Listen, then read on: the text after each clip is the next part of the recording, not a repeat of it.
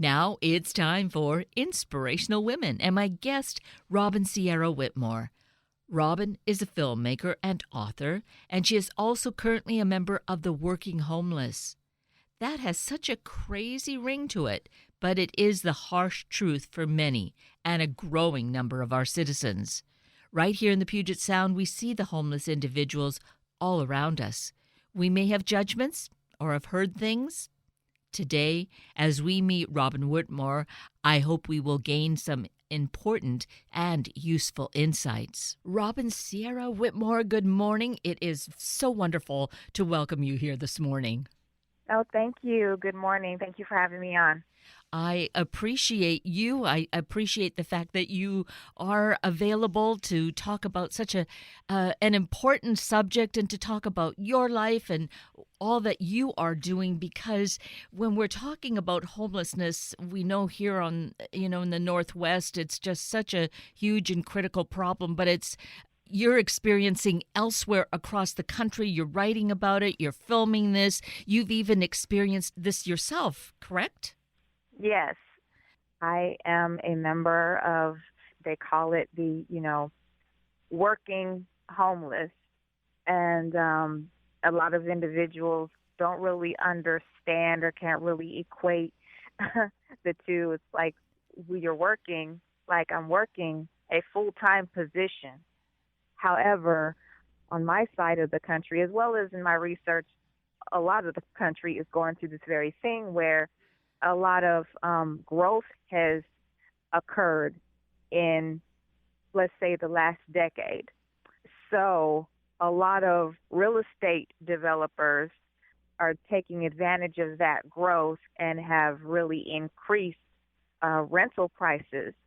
So units, apartments, mortgages that probably would have been maybe, a lot lower, maybe an apartment here in Atlanta, for example, 600, maybe between maybe 4 and 600, is now double, almost triple that currently. So you have a lot of individuals who are being forced out, if you will, of their dwellings, of their residences, because you can afford everything else. It's just the rent. When So, it's doubled from what you originally signed up for, if it's even increased 50%, that's a right, huge hit because typically our income doesn't keep pace with that. right. Right. And you know, that's another issue to go along with it, because you're, if you're not getting, performance raises and, increases in your salary, then that can, deem to be a huge problem. And so you just have a lot of individuals going to work right along with, a lot of people ask me, does anyone know? Can anyone really tell? And I'm like, I don't think you can really tell if someone is a part of that community unless they specifically, pull you to the side and tell you, because we are presentable, and to our peers and our coworkers, and it's just, another day you work your Monday through Friday, and it's just like a new norm, I call it. But there's such a stress that has to be a huge part of that. Yes, we can't necessarily tell, but inside, because you have to juggle, like, where will I be staying tonight? Will it be safe where I'm staying? Where will I be able to get cleaned up, take a shower, that sort of thing? Those are all such Right. stressors, right? Right, exactly. And that's the reason why I wanted to, with the new book as well as the new film, Fighting for Normal, I wanted to address that there are a lot of individuals who, if you were, if you already had, say, a gym membership, Like over here, we have the Crunch Fitness, we have the LA Fitness. So if you already have those ongoing memberships, I say keep them up. And because, you can utilize those facilities there before, before you go to work. And even if you're off, you're paid up for however long. And so you can utilize those amenities in that way. Also, I say if you are a frequent, um, different hotel chains have frequent stay clubs, kind of like how airlines have the frequent flyer, you have the frequent stayer. So if you learn the way each chain operates with its point system and that type of thing, you can see how you can save a lot of money by utilizing their point system. And so you can stay almost close to free, if not free. It takes a while to accumulate points to get a free stay, but I've literally accumulated enough points to, for example, tomorrow where I'm going to be, I configured the way to take it down, and I'll say this suite is probably about $110 a night on the regular, and I got it down to 39.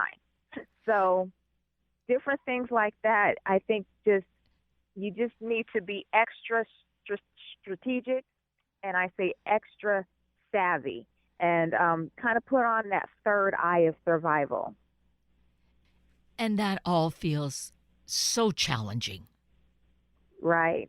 It can be in the beginning. I definitely, I definitely saw it as a challenge because you don't believe it. It's almost like I was in denial for the most part. And the first thing I did when I realized, I was in this situation, first thing I did was went to the movies because for me, going to the movies feels normal. It's a feeling of normalcy at the end of my week. So after the movie let out, it didn't really hit me until I was like, you leave, and just kind of like with work, people are leaving work and going somewhere, and so you just kind of feel like, oh, I don't have really a place specific to go. So, but I tell everybody, it's temporary.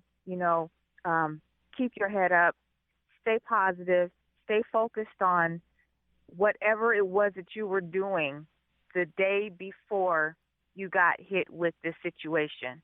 And whatever positive thing, if you're going to school, if you're trying to start a new business, if you're writing a book, if you're making a movie, whatever it is, I say stay focused on that. And then it's a little bit more challenging, I want to say, with individuals who have children. Oh, yes. I don't have that experience, so I can't speak on it. I can only imagine how that must feel. But at the end of the day, you have to stay strong and stay positive for yourself as well as your family members. And one note in terms of children and schools, I know here in the greater Seattle area and the Puget Sound area that there is such an effort to make this as normal for children to be able to stay in the school that they were at, that there's systems in place to be able to somehow carpool them to from wherever they are to this school so that they can stay within that community and not feel so completely uprooted and have life turn upside down on them. Oh, absolutely, because I can only imagine. I really can't imagine as a child what that experience would be like. You don't want anyone to know. That would be the first thing that would come to my mind is I would not want, anybody at school to know that I'm in this situation. But in my research, I discover there are a lot of children living in the cars with their parents, and a lot of them are just I'm just astounded by how resilient children can really be, and in a lot of ways, those children were a strong force for the parents Mm. because the parent is trying their best to do everything that they can do. Um, so yeah, so my thing is absolutely, and if you do have transportation, because a lot of people they don't have transportation to live in. A lot of people are on public um, transportation, with their families and things like that. So my thing is, even though it's not the greatest of you know dwelling, but I'm like, at least I can go and sit in my car, and not draw attention to myself and what I'm doing. And have you yourself had to spend nights in your car? Yes. And how Um, do you feel safe enough doing that? I will say 70% of the time I feel safe. I do a lot of research, like I say. I think the more knowledge you have about this situation and the more you know in reference to different retailers across the country that extend kind of like an invitation, because we have that. So I say, especially if you're a woman, don't be like in a park or anything like that. Do your research and find out the different major retailers across this country who welcome individuals to be in the parking lot because it's kind of a trade off. We're working, so we'll get up and you'll go into the retail chain and spend money on something, whether it might be, you might need a new tube of toothpaste or something, or mouthwash, what have you. So I say there are security cameras as well. So Atlanta Police Department, they have the different monitoring systems, and that helps so that you have the police kind of monitoring what's going on in those, overnight hours. So that's the reason why I say that covers the 70%. But that other 30% for me is the just the whole idea behind the fact of, okay, I'm outside. I'm still outside. Anybody could come up and, rob me. Anything could go on, but I just try my best to just stay focused. And it's difficult to sleep. You might have difficulty sleeping for, a long time. There's no way, I don't think anyone can really get a really good night's sleep because you kind of have to sleep with one eye open in those type of situations. Right. Which then, of course, has a snowball effect. You're not rested, but you have a Mhm. job to go to. You're not going to be able to give 100%. Hopefully, you can give like 80, 85%, something like that. But we can see what tension exists with that. Right. So that's the reason why I my direct supervisor is great. Because I said I needed to be honest with my direct supervisor about my situation, so that if anything should happen to me, at least he would know and be abreast of what's going on. And so I asked him, give me take me off days. That's first thing. Take me off days and give me as many nights. I'm fortunate to have, a position at a company that has, more than just the one or two shifts. We have an overnight. So I say volunteer for all the overnights so that you can have a place to be overnight as many times as possible during the week, because if you're in this type of situation during the day, that has to be tough. That really has to be tough, and I didn't want to do that to myself. So I just said, give me all the nights you have, take me off days, and put me on nights.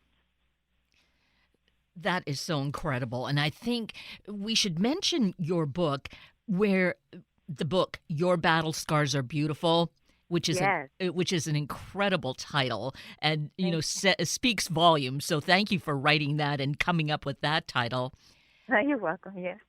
And I think what we find here, you share with us so many various stories along the same theme that I feel give us valuable insight and hopefully build compassion, Right. right? I definitely wanted to reach out to everybody in the stories, in the writing, because so many, especially the younger generations, have a tendency to look at someone's life, let's say like a Oprah Winfrey, or a Michael B. Jordan, if you're in the acting world, that kind of a thing.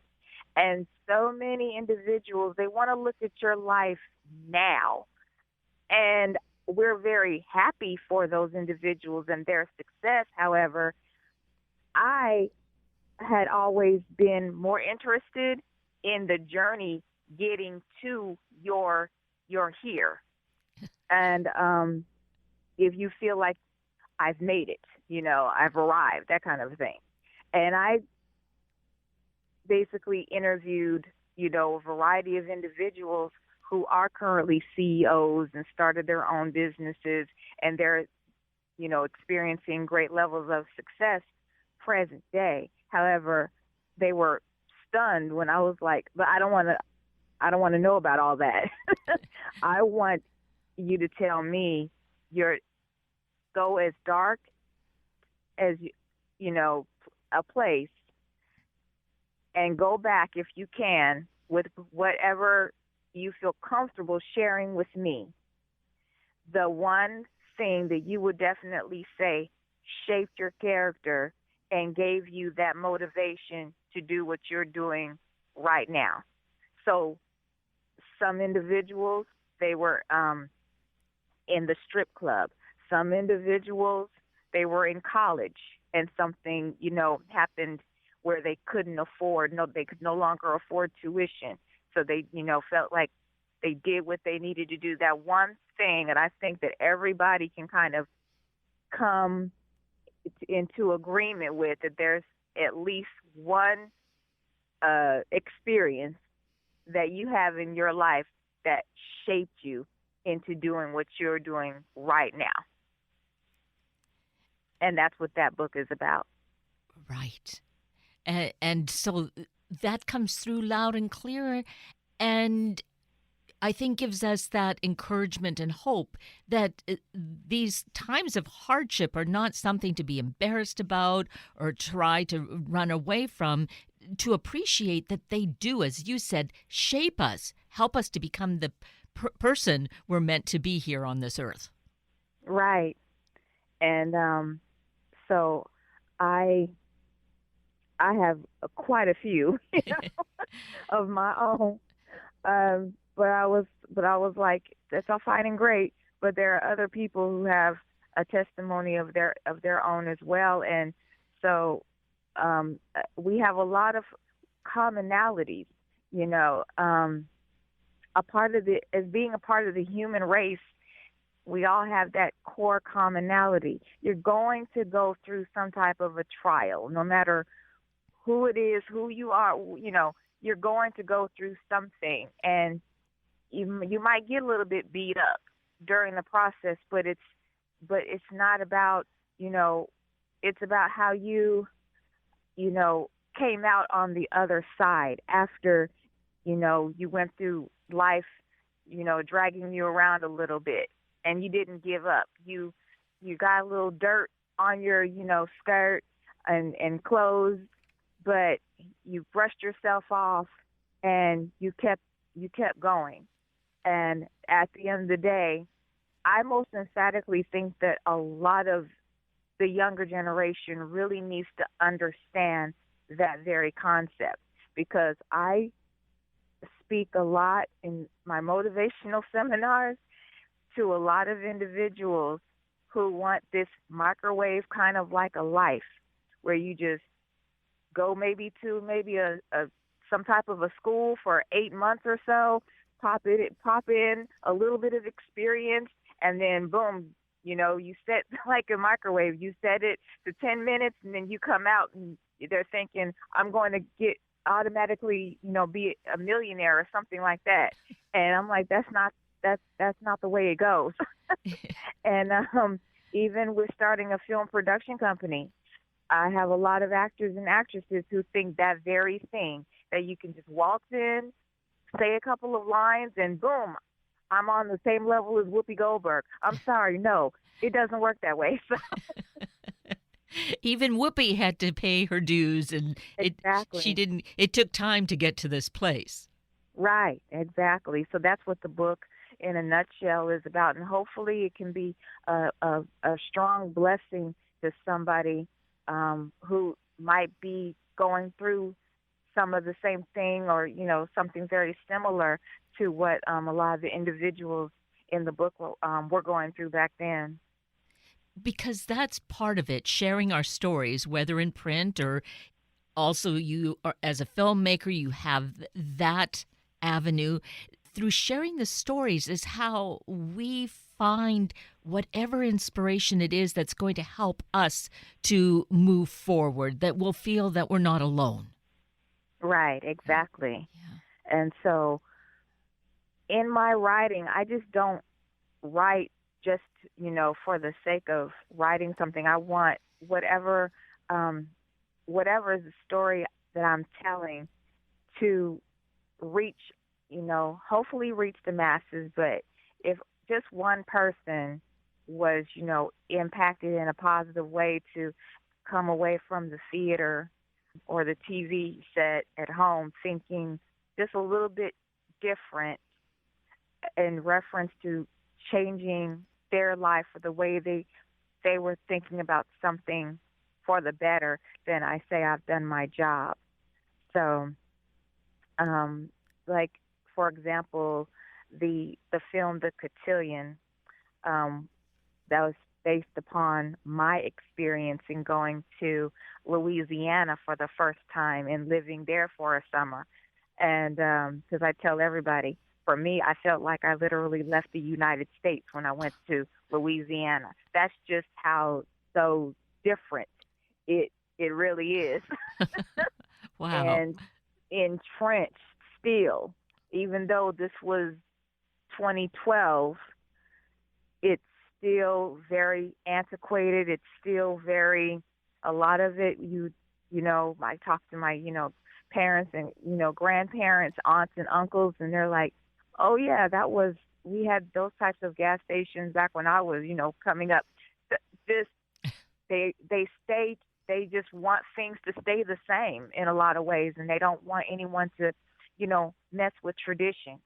And I became extremely fascinated, in particular, with the debutante ball that still goes on to this very day, and how the young ladies, whether you're graduating from high school or college, you're coming out and being presented, and, your father and your grandfathers, they present you to the world. And so I really had a great time, my experience over there. I think that was the first time ever in my life having real catfish.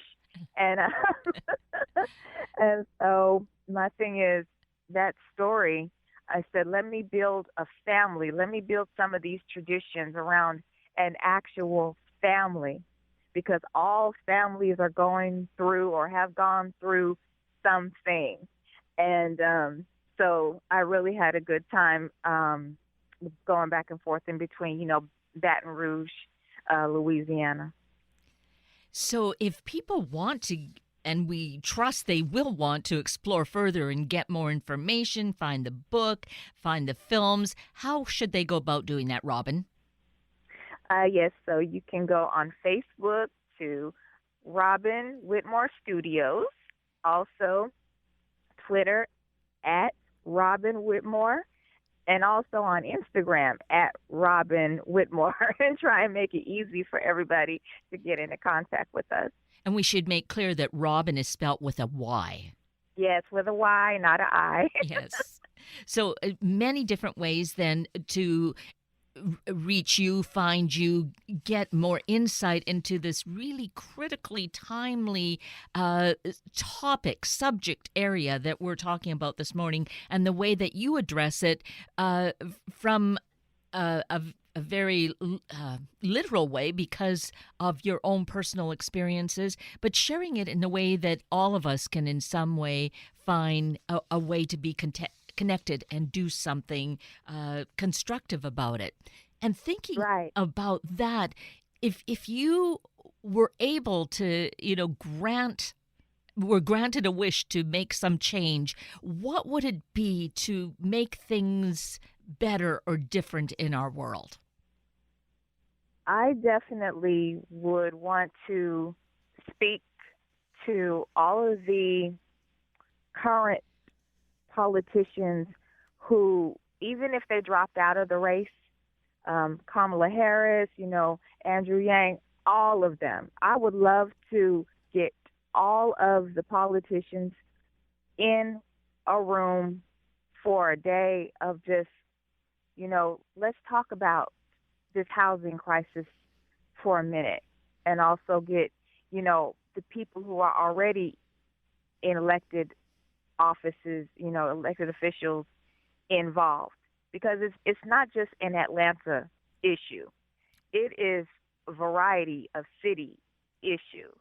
You have, 10 cities in Portland and Los Angeles, and just from coast to coast. Yes. So first things first, the people who actually have the authority and power and influence, I would love to get them into a room so we can really start putting together an actual plan, as well as the real estate developers across the country, and say, okay, let's get an actual plan to help put up affordable housing where everybody could win. The real estate developers, as well as individuals who need housing right now. If we can come up with a figure or whatever that's in the middle of the road so that no one is feeling like they're coming away the lesser. And that, that's what I feel like right now would be in a perfect world type of situation for especially myself, because I'm not saying that Medicare and, the medical insurance and education, college tuition, all those issues are extremely, poignant. However, I don't think we spend enough time talking about the homeless situation in our country as much as we do those other issues. Well, when you put out this thought into the universe, we trust, then it's like this prayer. It's put out there. We'll see what kind of answers will come your way. How's that? Yes. Yeah. Yes, I'm declaring that. Yes. Yes. Well, Robyn Whitmore, I really wish we had more time. This has just been so stimulating, such a critically important conversation, and I think you are doing such great work, and I appreciate your honesty and your forthrightness. It's also such a gift. Oh, thank you so much. It's been a pleasure. And with that, we're at the end of a very full hour of Inspirational Women with Robyn Whitmore and Sunday Morning Magazine with Jasmine Jean and Matthew. I'm Kate Daniels, your host, and I greatly appreciate your sharing this hour with me and these special guests. For information you might have missed or details that you'd like to have, please just send me an email, kated@warm1069.com, and I'll get right back to you. Also, if you'd like to listen again or share these important stories with your family and friends, find the podcast on our Warm 1069 webpage. Just click on the podcast tab and look for the show and guest names. I now wish you and your family a day of compassion and desire to be part of the change in creating a better world. Have a week of the same, and then please plan to join me again next weekend for another hour of Sunday Morning Magazine and Inspirational Women on Warm 1069. Good morning.